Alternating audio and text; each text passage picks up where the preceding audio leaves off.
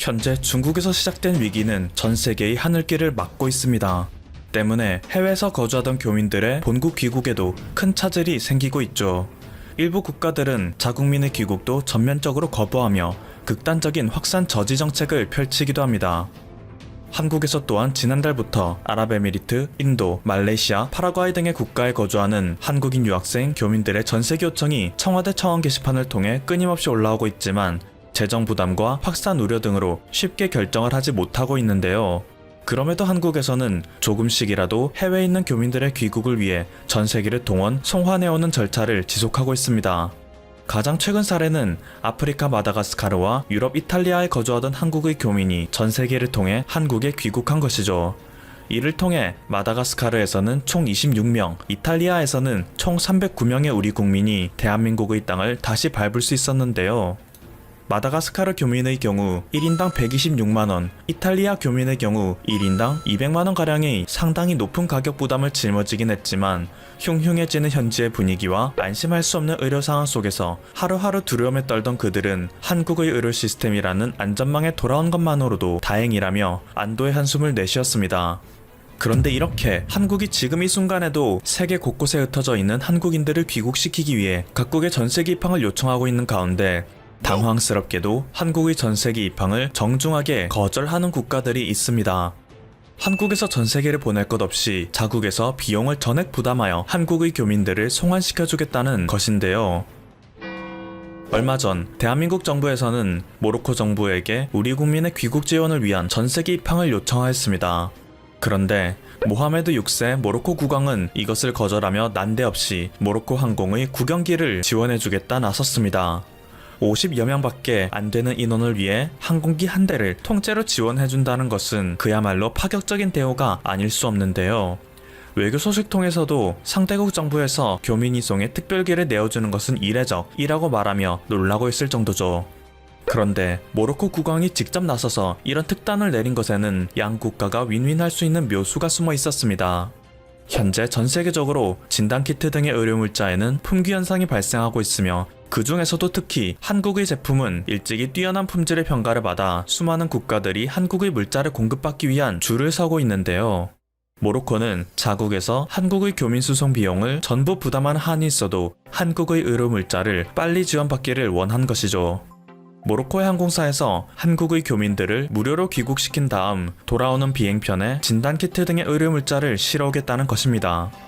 한국에서는 이러한 모로코 국왕의 제안을 받아들였고 우리 교민 50여 명을 태운 모로코 국영기는 지난 3일 무사히 한국에 입국하였습니다.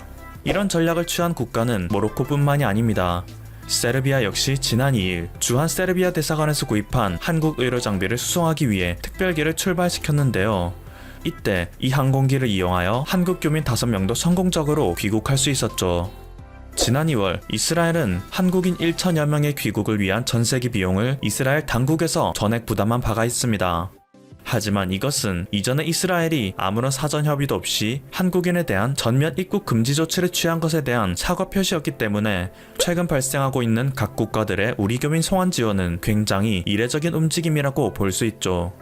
그리고 이러한 움직임은 앞으로 더 확산될 수도 있는데요.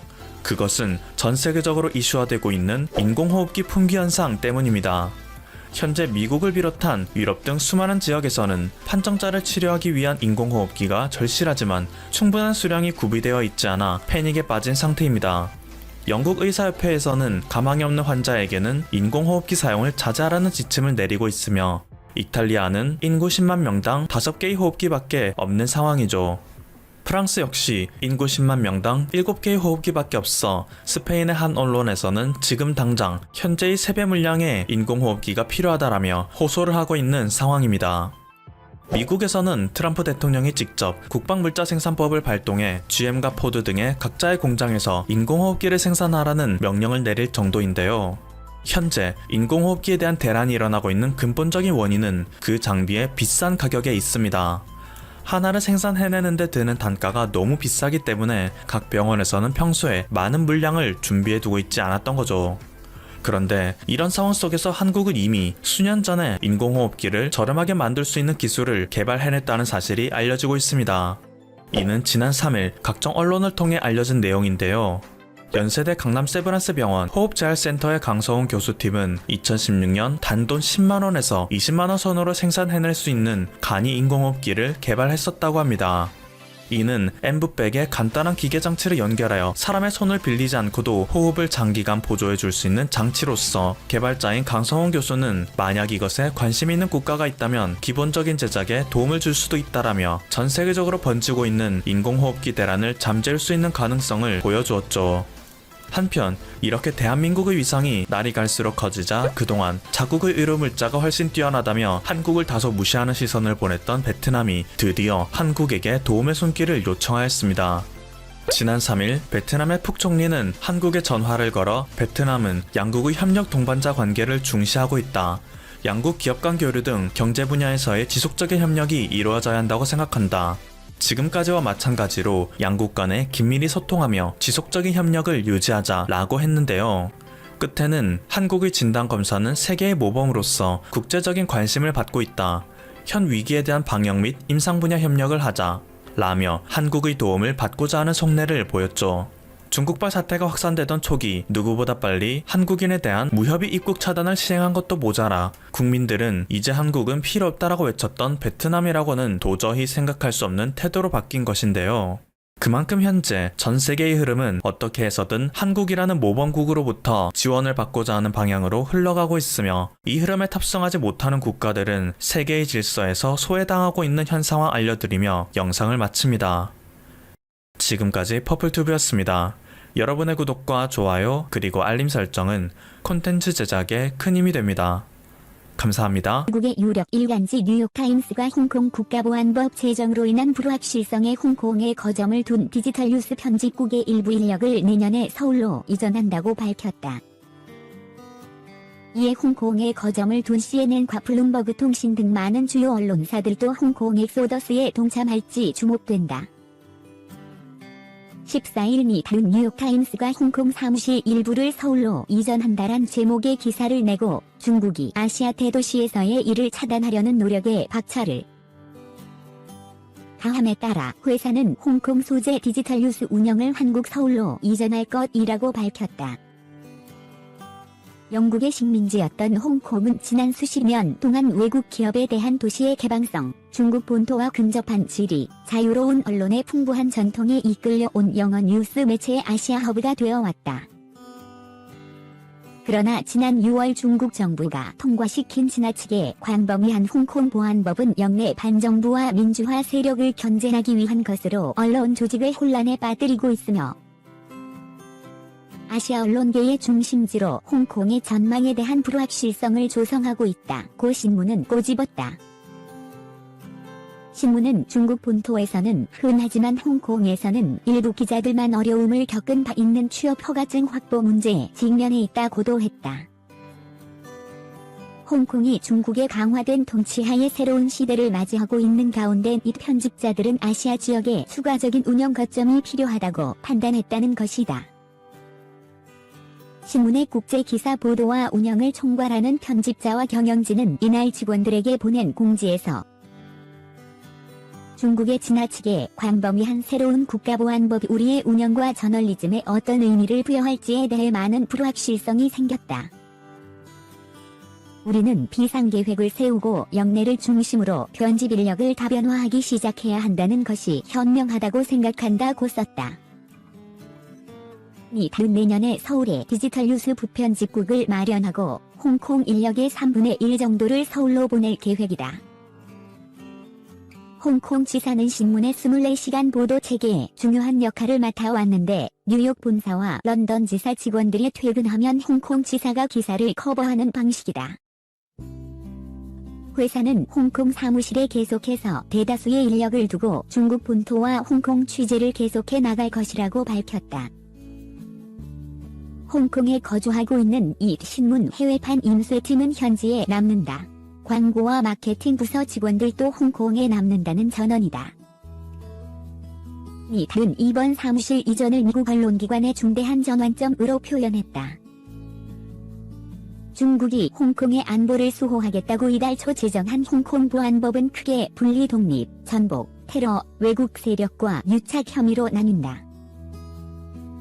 최대 무기징역까지 선고가 가능한 보안법은 홍콩인뿐만 아니라 외국 개인과 단체에도 적용돼 현지에 거점을 둔 많은 외국 회사들은 불확실성에 직면했다. 언론사도 마찬가지다. 캐리람 홍콩 행정장관은 홍콩 보안법을 위반하지 않는 이상 기자들은 자유로이 기사를 보도할 수 있다고 밝혔는데 보안법 조항들이 애매해 어느 정도까지의 보도가 위반이 아닌지가 불분명하다는 지적이 나온다. 이에 이틀의 시작점으로 홍콩 내 여러 해외 언론사들이 서울로 거점을 옮길지 관심이다. 이틀은 이전할 장소 후보로 서울과 태국 방콕, 싱가포르, 일본 도쿄를 생각했다고 한다.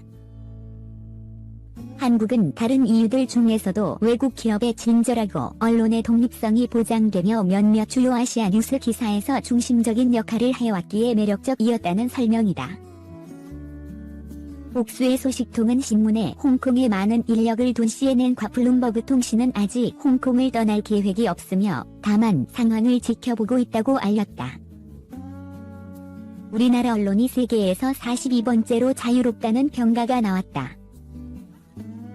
국제언론감시단체인 국경없는 기자회가 21일 공개한 -2020 세계 언론자유지수 보고서에서 한국이 올해 42위를 기록했다. 지난해 41위에서 한 계단 낮아졌다. 세계 언론자유지수는 국가별 언론의 자유, 실현 정도를 비교하는 평가다. 1985년 출범한 언론 자유를 감시하는 비영리단체인 국경없는 기자회는 매년 180개국의 저널리즘 현실을 평가회의를 발표한다. 한국의 언론 자유 침해 점수는 23.70으로 지난해 0.94보다 개선됐지만 지난해 43위였던 이탈리아가 올해 41위로 추월의 자리를 내줬다. 국경없는 기자회는 아시아 태평양 지역 분석 보고서에서 민주주의가 안정된 국가들에선 정부가 언론의 자유를 억누르기 위한 구실로 국가안보를 이용하기도 한다면서 한국은 민감하다고 판단되는 정보, 특히 북한과 관련한 정보를 공표하는 행위를 무겁게 처벌하는 법이 존재한다고 했다. 한국은 지난 2006년 31위까지 올랐다가 10년이 지난 2016년 70위로 떨어진 바 있다. 이후 2017년 63위, 2018년 43위, 2019년 41위 등 상승세를 이어가다 올해 잠시 주춤한 상태다. 아시아 국가 가운데 대만은 작년보다 1순위 낮아진 43위, 홍콩은 지난해 민주화 요구 시위 과정에서 언론 자유가 위축된 것으로 평가받아 7순위 내려간 85였다. 일본은 한 단계 올라 62위, 중국은 지난해에 이어 177위를 기록했다. 북한은 지난해 북미 정상회담을 개최하는 등 개방적 제스처의 영향으로 179위를 기록했지만 올해 다시 최하위인 180위가 됐다. 세계 언론 자유지수 1위는 노르웨이가 4년 연속 차지했다. 2위 역시 핀란드가 지난해에 이어 자리를 지켰다. 이외에도 3위 덴마크, 4위 스웨덴, 5위 네덜란드, 6위 자메이카, 7위 코스타리카, 8위 스위스, 9위 뉴질랜드, 10위 포르투갈 등이 뒤를 이었다. 국경없는 기자회는 보고서에서 코로나19 사태가 언론의 자유를 위협하고 전 세계 언론에 닥친 위기를 더욱 심화할 것이라고 지적했다. 권위주의 정권의 공격으로 인한 지정학적 위기, 민주적 보장의 결여로 인한 기술적 위기, 양극화와 억압적 정책으로 인한 민주적 위기, 의심과 증오로 인한 언론 신뢰의 위기, 양질의 저널리즘을 파괴하는 경제적 위기 등 5가지 위기에 코로나로 인한 세계적 공중보건의 위기까지 더해졌다는 것이다. 크리스토프 들로아르 국경없는 기자회 사무총장은 권위주의 정부들이 악명 높은 충격적 정책을 실행할 기회로 공중보건의 위기를 이용하고 있다며 다가올 결정적 10년을 재앙으로 만들지 않기 위해선 선한 의지를 가진 이들은 누구든 나서 언론인들이 사회에서 신뢰받는 제3자의 역할을 수행할 수 있게 이끌어야 하고 언론인들은 그러한 역할을 수행할 능력을 갖춰야 한다고 했다.